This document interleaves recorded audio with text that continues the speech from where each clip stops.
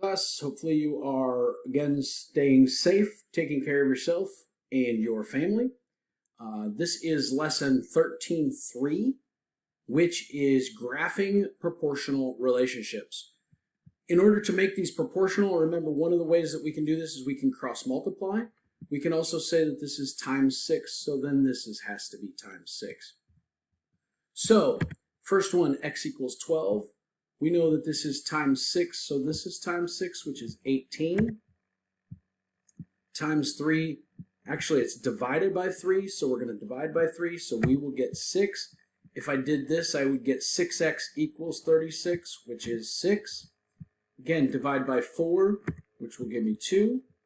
This one is one that we would probably have to multiply out, so 9x equals 63, so that is 7. And again, this one is times 2, so we're going to divide by 2 going that way, which gives us 10. Again, these are proportions because they are equal. Our essential question today is how can you describe the graph of the equation y equals mx? If you remember, m means slope. M is the slope. So y equals mx. Our key idea is a direct variation. When two quantities x and y are proportional, their relationship can be represented by the direct relationship or direct variation equation y equals mx, where m is the constant of proportionality or it's the slope.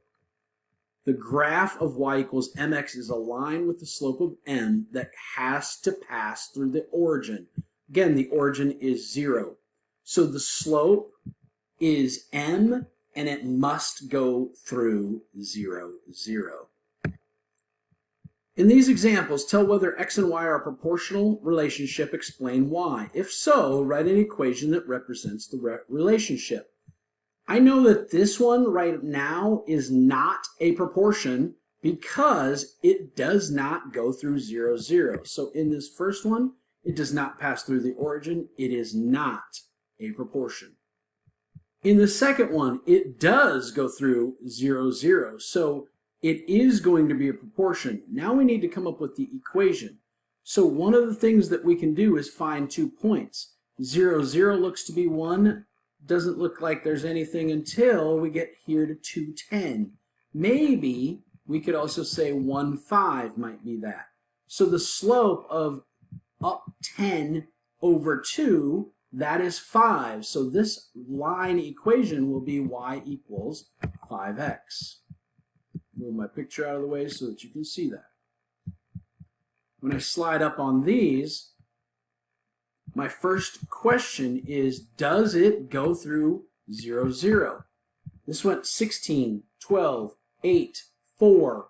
Looks like it's going down by 4. So our number could be 0, 8, 6, 4, 2. Looks like our next number could be 0 because it's going down by 2. So it is going to be a proportion. The slope is the change in y. We went up 2 and over 4, up 2 over 4, so it's 2/4, which simplifies to 1/2. So we have y equals 1/2 x. In this one, 8, 6, it went down 2, it went down 3, it went down 2. This one went down 3, 2, 3. So if it goes down 3 again, we would not hit 0, 0. If this one goes down 3, 2, 3, 2, it will not hit 0, 0. So these are not proportional relationships. In this time of need, internet is a big deal right now. The cost y in dollars for x gigabytes of data on an internet plan is represented by the equation y equals 10x. Graph the equation and interpret the slope. So one of the things that I know is we have 0 and 10. 0, 0 is 1.00, and if I put in 1, that's 10. So our slope is going to be 10, change in y over change in x. Here's my equation. Again, I can't have negative data used, so it will not be negative, so it will just be this kind of graph right here. So our equation, again, the slope is 10, so we have it. So it will basically be interpreting the slope.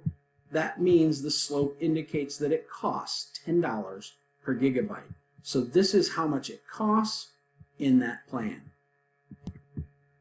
The weight y of an object on Titan, one of Saturn's moons, is proportional to the weight x of the object on Earth.